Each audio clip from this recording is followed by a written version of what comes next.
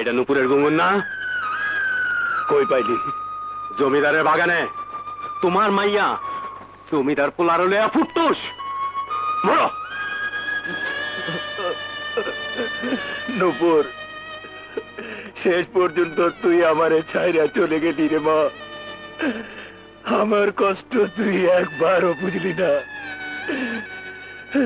তুই ছাড়া যে আমি একা, বড় অসহায়। আরে পাগলি, তোর জন্ম পরিচয় তো আমার কাছে। আমি ছাড়া তোর অধিকার কেমনে ফিরে পাবি, কেমনে ফিরে পাবি? নুপুর, একদিন এই খুঙ্গরের আওয়াজ দিয়েই আমি তোর কান্না থামাইছিলাম। এই আওয়াজ তোর রক্তের প্রতিটি কোনায় কোনায় আছে। এই আওয়াজ তোর কানে গেলে কোথাও তুই লুকাইয়া থাকতে পারবি না।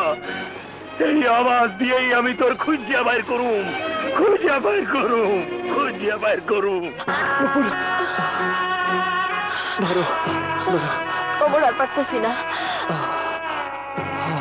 পিপাসায় পিপাসায় গলা শুকাইয়া যাইতেছে। ঠিক আছে, তুমি এখানে বসো, আমি দেখি আশেপাশে কোথাও পানি পাই কিনা। এইখানে কই পানি পাইবা? দেখি না আশেপাশে কোথাও পাই কিনা। তুমি আমার চাইয়া যাইও না। তুমি এখানে বসো। ওমর,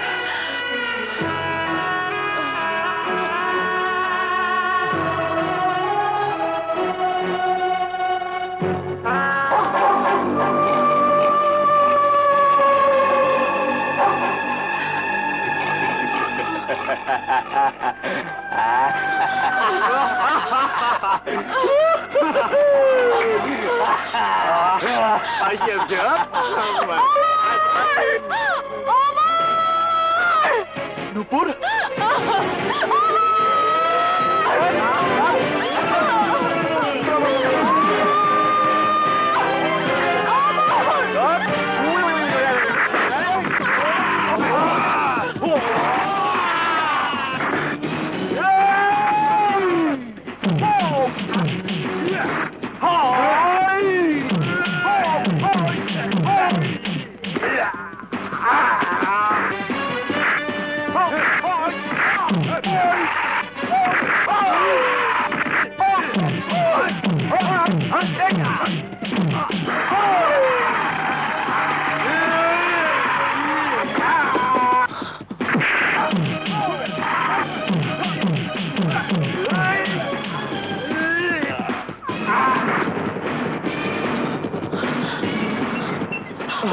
নুপুর, হয় নাই তো। নুপুর, নুপুর চলো অন্য কোথাও যাই। চলো চলো চলো।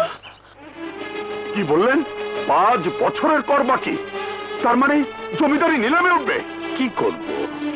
প্রজারা খাজনা না দিলে কর দেব কি করে? এ কথা আমাকে আগে জানাননি কেন? লাভ কি? সবার মূলে তো রয়েছে অর্থ।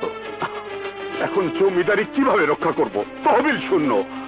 আমার মান ইজ্জত কিভাবে রক্ষা করব? অদ্ভুত কথা বলছো। তোমার মান ইজ্জত আছে নাকি? তোমার ছেলে সামান্য একটা নাচ নেওয়ালিকে সাথে নিয়ে পালিয়ে গেছে, প্রজা মহলে মুখ দেখাবার জো নেই।